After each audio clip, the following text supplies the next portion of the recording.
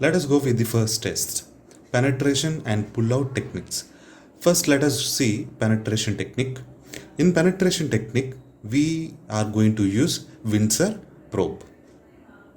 So Windsor probe is nothing but a set of a powder actuated gun, hardened alloy probes, cartridge, and depth gauge for measuring penetration of probes and other related equipments. These hardened alloy probes are something like bullets, which are made up of alloy. Just like nails, they are bullets like that. Okay, so let me show you how this is going to work out. So these driving probes are similar to what we are going to see in this, and the diameter is something like 6.5 mm and length is 8 centimeter. Okay, these are actually put inside that probe, and just like a gun, it is triggered, and this probe is going to penetrate inside this concrete. It is just going to go through the concrete just like a bullet. It is going to penetrate. Okay, so how that is going to happen is, you are going to first place this gun on the concrete as shown in this figure, and probe is forced through the concrete sample by triggering that. So what happens is, this probe is going to penetrate into the concrete, but it may not completely penetrate into the concrete. Okay, something like this is how it may look. Okay, this is it. The total length is 8 centimeter. Maybe it has been penetrated by 3 centimeter. So what is the remaining 5 centimeter? Okay, so by the exposed length of probe, you can estimate the strength of this concrete approximately. So let me show you this. So see here, if the exposed probe length is something like, what we got is 50 mm, right? 5 centimeter, as you can see here, 5 centimeter, right? 50 mm. So see what would be the value of compressive strength of that particular concrete is. Let me something like here 50. So you can go for this and something like this. Yes, 35.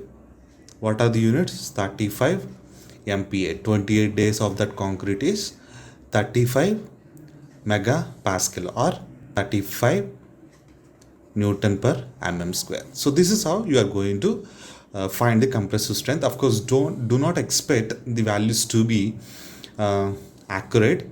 Okay, they do not give the accurate results. Okay, they give a variable results, but this test would help for quick checking of the quality and maturity of the concrete in the site itself. Okay, and at the end of the test, maybe something like these holes are being left, but they can be patched with the grouts. Okay, so now let us see pull-out technique. So what do we do in this pull-out technique is, this test measures the force required to pull out from the concrete a specially shaped rod as shown in this figure.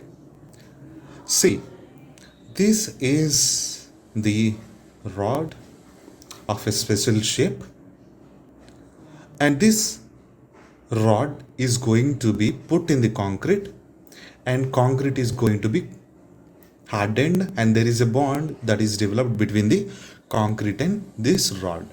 So after hardening, what you need to do is, you have to pull this rod out. Of course, not with just hand. We have a setup, we fix to that, and we will try to take this rod from the concrete. So now when the concrete is weak, if the concrete is weak, less amount of force or pull is required to pull this rod out. If the concrete is very much stronger, you have to apply more force, high force, to pull this rod outside. right? So depending upon the force that you applied to pull this rod, you are going to predict the compressive strength or the strength of this concrete. Okay, so we have a setup here. So what we do is, in the field we are going to cast one or two large blocks of concrete along with the pull-out assembly, that rod.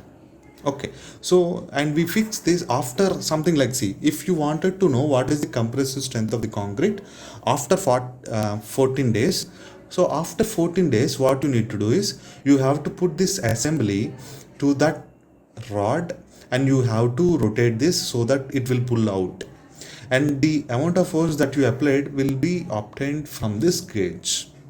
Okay, so the force applied will give you the compressive test strength of that concrete. So see, for example, if you applied something like 33 kilonewton of force to pull the needle, so that implies